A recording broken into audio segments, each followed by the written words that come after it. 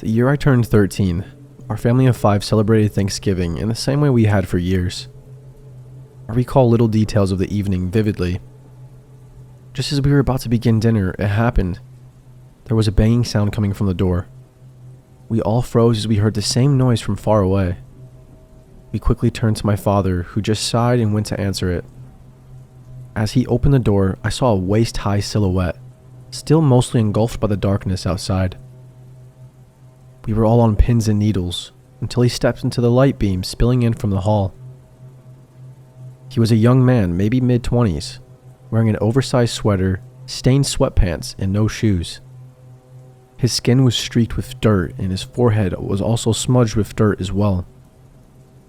My father asked what he wanted, probably about ready to snap on this man, to be honest. The man asked for food in a tired, desperate voice. That was extremely random, and I was taken aback by this. I was very surprised that my dad didn't lose it on this guy. My dad dictated our scripture before every meal and usually gave a prayer to express our gratitude. But this man had already crashed our post-Thanksgiving dinner. My father then did an unexpected thing. He offered the man food and gave him the leftovers that we had packed from our meal. The rest of us stayed at the table in shock, watching from a distance, while my father got the man a plate of food and showed him to the door. We watched from the windows as this man shuffled down to the sidewalk and down the street. I remember turning to my father, expecting him to explain his actions, maybe even scold us for not helping out, but he just continued to ladle some mashed potatoes onto my plate and express his thanks for the food. It was probably an hour later when I found myself needing to use the restroom. Everyone else was in their rooms for the night. After doing my business in there, I tiptoed towards the kitchen and down the stairs back to the back door that led to our yard. As I neared the door, I heard a sound like shuffling, and I paused to wait and see if I was standing in the way of a nighttime animal. But as I looked outside near the stairs, I saw the young man from earlier by the door just sitting on the stairs, eating an apple. I was honestly petrified and unable to breathe from the fear of being heard. The young man, unaware of my presence, finished his snack and carefully placed the stem back on the core. His eyes remained guarded as he stood up and walked to the swing set in the backyard. Looking back, I seriously don't know why I did this. It's like I was in denial of the sheer fact that we were all in danger, and I just didn't want to deal with it or something, but I ran back inside, closed the door, and found my family already in bed for the night. I didn't tell anyone what I had seen, and still haven't to this day. I just tucked my fear away and tried to forget about what I saw. But I can't help but wonder what happened to that young man, and why my father never said anything about it in the morning.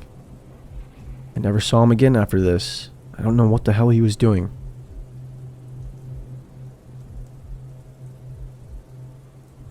My name is Olivia, and when I was 15, I was more than excited to go to my grandparents' house for Thanksgiving, just like we did every year.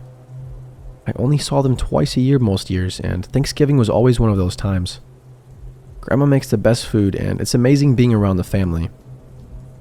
We had a good time per usual, but time was going by fast, and it was almost time to go home. 2 of my cousins, who I was hanging out with the most, said that they were staying the night, and if I asked Grandma, they were sure that she would let me too. Meaning we could hang out all night and have a sleepover.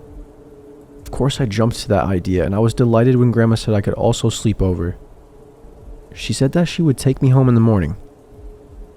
After everyone left and I said goodbye to Mom and Dad, it was just us kids playing in the spare room. We would bounce between there, my grandpa's man cave in the basement, and from running around outside. When it started to get late, Grandma made us quiet down. She made us popcorn and put on a Disney movie for us. We were all tucked in bed and I was falling asleep. Before I knew it, I woke up to the sound of creaking floorboards. The door was cracked open and I could hear it perfectly. It was way too dark to see, but from my angle, I wouldn't be able to see out there anyways without moving my whole body. I didn't want to do that because I figured it was just Grandma making sure we were all asleep. After a second, I heard footsteps walking away and I fell asleep not very long after that.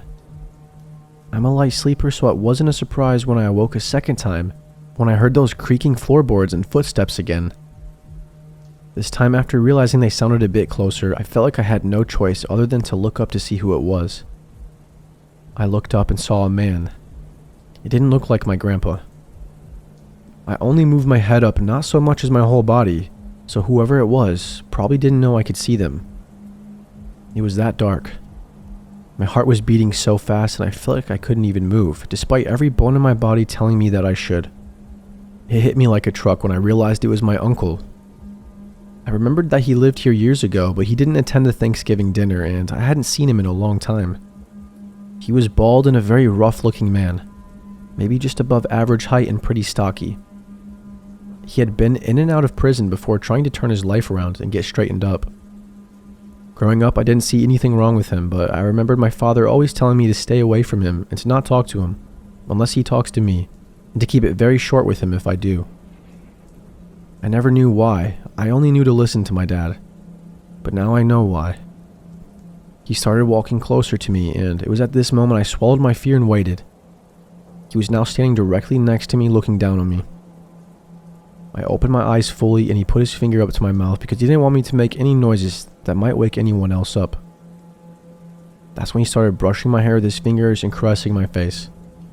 He tried lying on top of me, and that's when I tried to scream. He put his hands over my mouth, but luckily my younger cousin, who was only 11 or 12 at the time, heard the commotion as she was sleeping right next to me. She also started to yell after she saw what was going on. My grandma ran into the room and was screaming at my uncle to get out of the house. I guess my grandma had kicked him out a long time ago, but he still had the key and would sometimes let himself in the middle of the night to steal food or alcohol. Tonight he wanted to molest his niece, I guess, and go back to prison. That's exactly what happened. Unfortunately, there wasn't enough proof of what he did to me, as he was already off of me by the time my grandmother walked in. She knew what was happening and believed me, and I think the police did too, but unfortunately it didn't go very far in court. I know my dad paid so much money in lawyer fees just to have him get out of attempting to molest me. But he did go back to prison that night though for something totally different. He was still on parole at this time and he had weed in his pocket. He was also breathalyzed by police and was way over the legal limit, which also violated his parole. Lastly, he got into a fist fight with my grandpa, so as far as I know, he's still in prison. He might even be for the rest of his life. He was on his last chance at changing his life and was only let out of prison the last time for good behavior. I really hope they can keep that creep in there forever. Hopefully he lives for eternity in there. Death is just way too easy. At least I know he's suffering inside those four walls.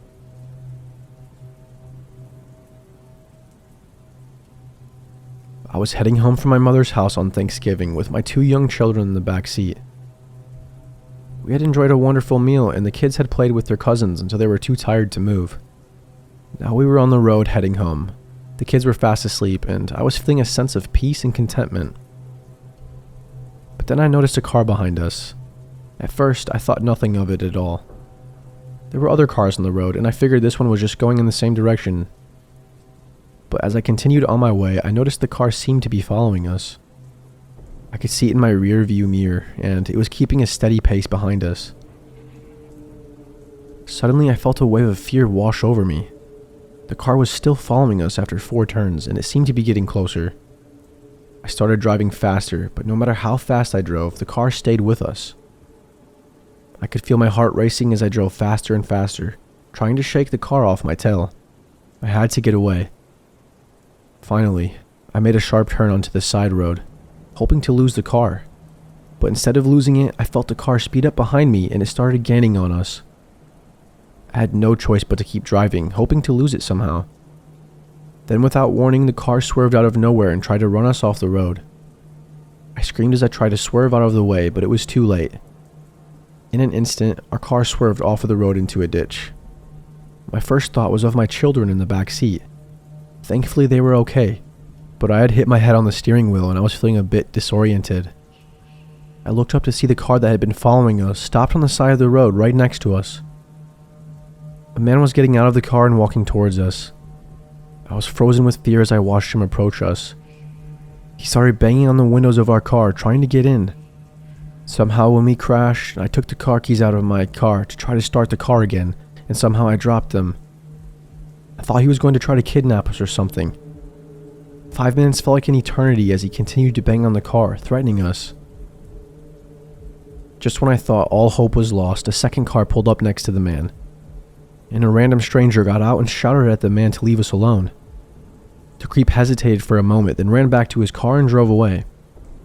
The guy who had saved us got into his car after I told him we were okay, and we both drove away as well when I found my keys. I was so relieved that we were safe, and I thanked God for sending us a guardian angel. I'm just glad we were able to get out of the ditch and make it home safely that night. Ever since that night, Thanksgiving has been a special day for me and my children. It's a reminder of how lucky we are to be alive and how blessed we are to have been saved.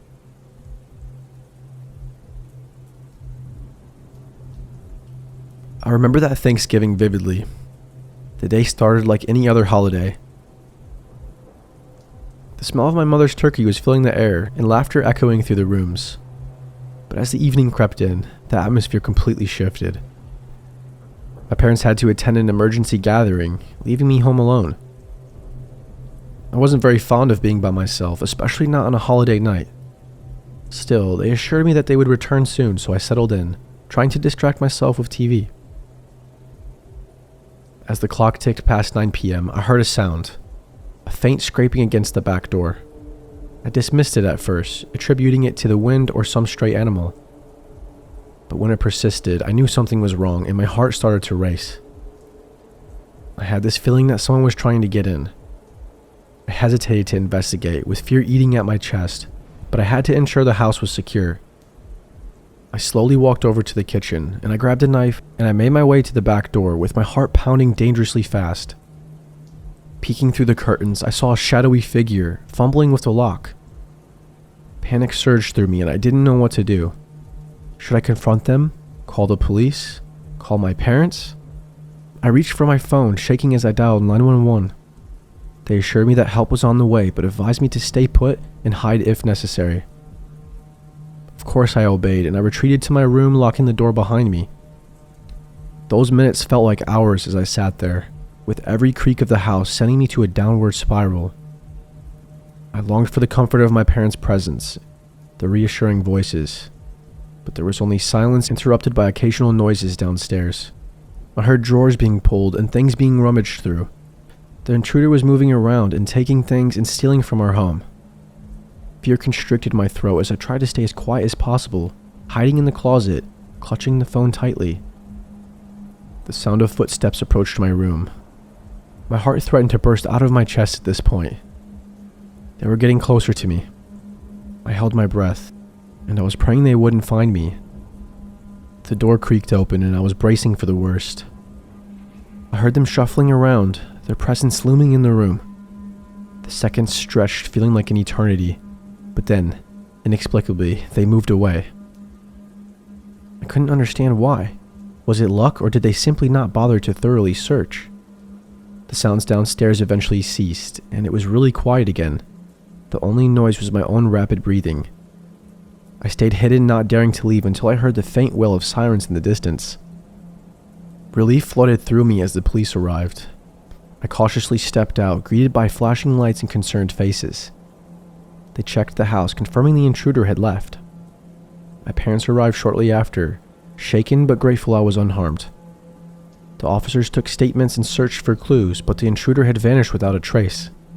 They assured us that they would do their best to find the culprit, but warned us to be cautious. The aftermath was just surreal.